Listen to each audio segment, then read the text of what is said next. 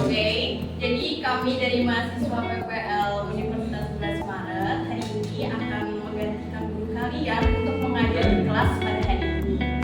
Oke, jadi perkenalkan, nama saya Hanifah Lutfia Farah, lalu teman saya. Nama saya Fitro. Nama saya Fatimah Sultan dengan kaki dari Madura. Oke, jadi sebelum pembelajaran dimulai, marilah kita berdoa menurut kepercayaan dan keyakinan masing-masing. Berdoa, berdoa tidak pernah diucapkan. Oke, jadi hari ini kita bakal belajar tentang storyboard. Kita belajar dari mulai definisinya, lalu juga tujuannya, dan juga komponen-komponennya, lalu sampai pada bagaimana kita membuat storyboard. Oke, di sini. Oke, kita lanjut. Oke, yang pertama, apa sih itu storyboard? Ada yang tahu nggak?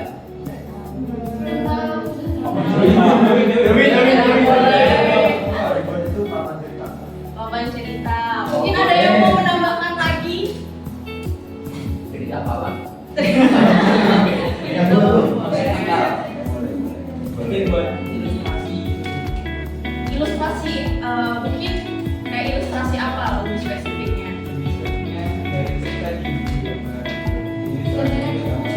Oh, oke. Baik, lanjut. Storyboard adalah sebuah cerita atau desain sketsa gambar yang disusun secara pintar sesuai dengan naskah cerita yang telah dibuat. Jadi kita kalau mau buat sebuah cerita, pastikan kita mengusulkan dulu atau merancang dulu cerita apa yang dibuat. Gak mungkin kita tiba-tiba punya cerita kan yang harus diusulkan dulu atau dirancangkan terlebih dahulu. Oke, tadi kita sudah mengetahui tentang apa itu storyboard.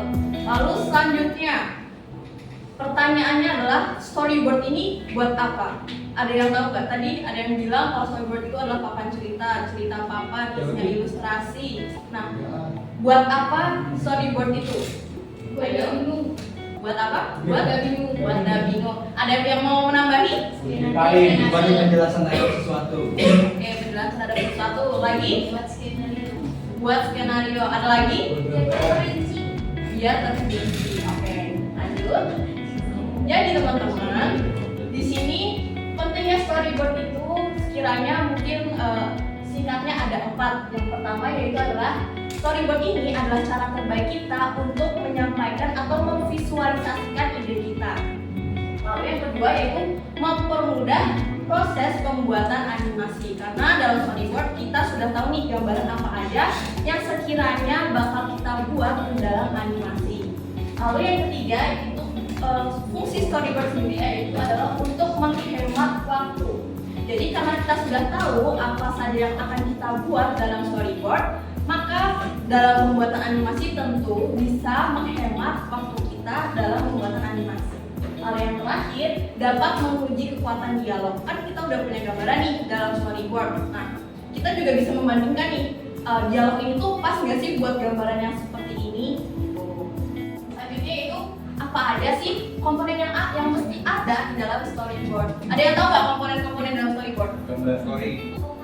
Tokoh utama, story, gambar, timeline, masuk?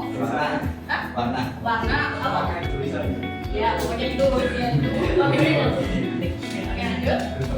Oke, nah ini komponen-komponen yang disusun dari storyboard. Tadi beberapa tidak ada yang masuk. Yang pertama dari judul itu ya bisa judul yang ingin dibuat judulnya apa. Kemudian ada subjudul, kita tahu ada subjudul kenapa nggak jadi sama aja.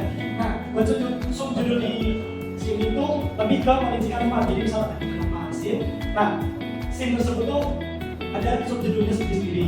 Itu nanti berisi tentang penjelasan action, lokasi atau waktu pembuatan dan lain sebagainya. Terus yang ketiga adalah visual. Nah, visual itu berisi tentang menyebutkan ada gambar atau foto atau grafis dan lain-lain. Kemudian nomor 4 adalah audio.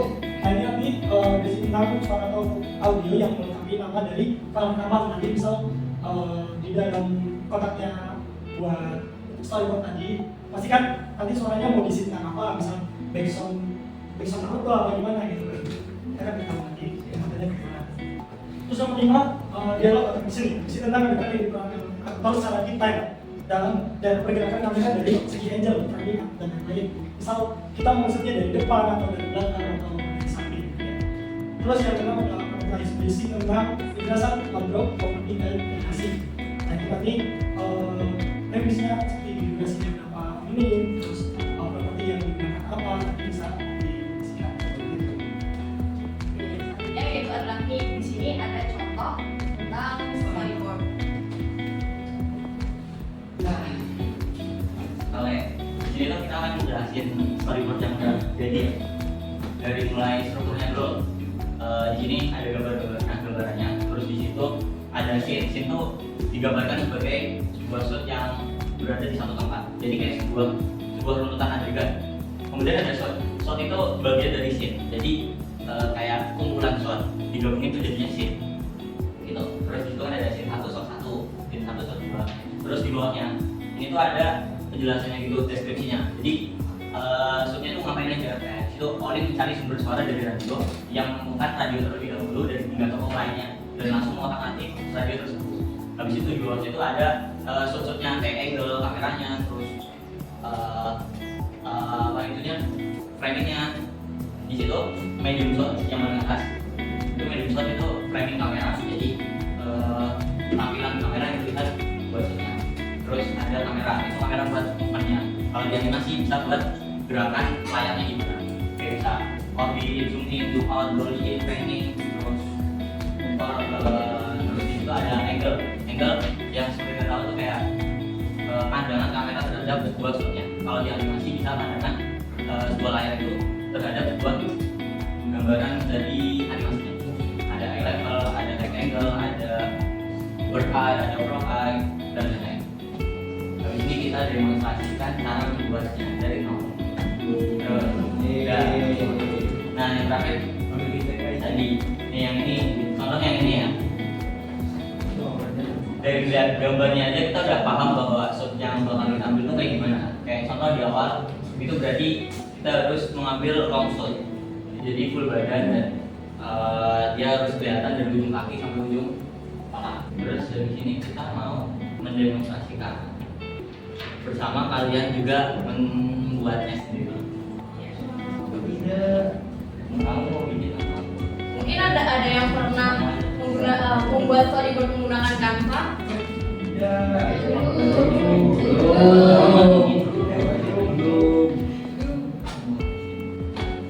Oke, coba kita bikin ya dari kita coba pakai template yang ini aja. Yang satu, kita bikin storyboard tentang penggambaran keadaan kita saat ini. Jadi ada mahasiswa yang lagi duduk, terus ada dosen di depan yang dijelasin, ada proyektor, terus angle-nya dari situ, dari kamera situ. Pertama kita bisa buka elemen, terus cari ruang kelas. Kita cari dulu foto. Kita main seperti ini ya.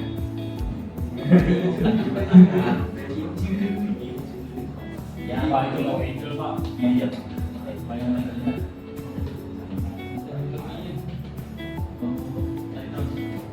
Nah, jadi kita kayak mau mencari gambar yang kosong. Bagi sini. Terus.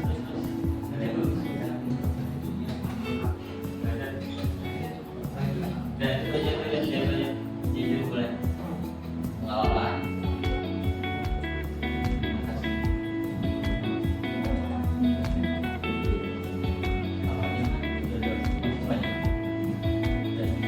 Soalnya kita nyari background dulu, terus kita cari dosen dulu. Caranya dosen, kita bisa nyari kan, itu dosen. Ya. Nah, cari kalau dosen, di grafis. Nah itu, pasti di tengah.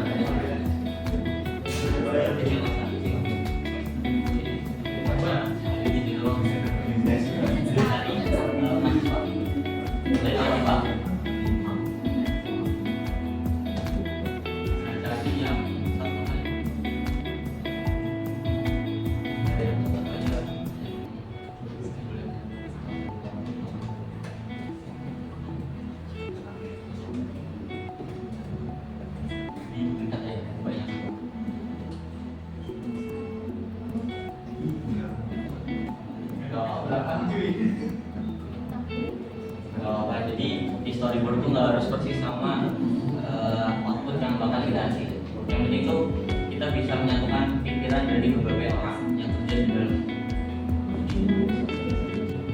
Nah, jadi kayak gini. Nanti setelah ini buat part 2-nya bisa divariasi lagi. Mungkin dari angle dari depan atau bisa animasi-animasi yang lain atau deskripsi yang lain yang mau ditonjolin dalam animasi tersebut.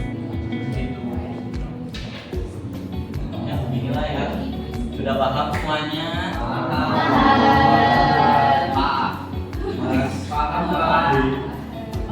Kira-kira dari sampai sini ada yang mau ditanyain nggak? Atau mungkin masih ada yang masih bingung nih cara bikin storyboard pakai Canva? Belum Bu? Oh.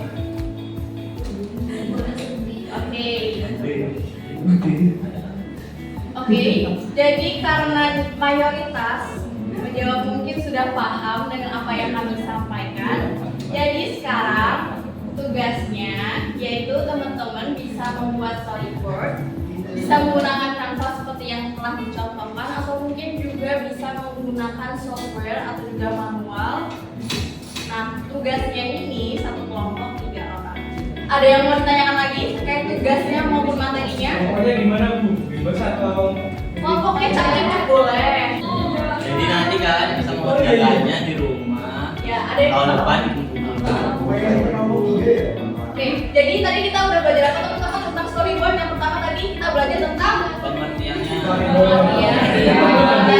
Tadi pengertian storyboard itu apa? Cerita mengenai. Lalu tadi fungsi dari storyboard itu tadi buat apa? Buat memudahkan. Lalu buat apa? Biar apa? Biar nggak biar ceritanya konsisten. Lalu biar tidak miskonsepsi. Biar ada gambaran. Oke.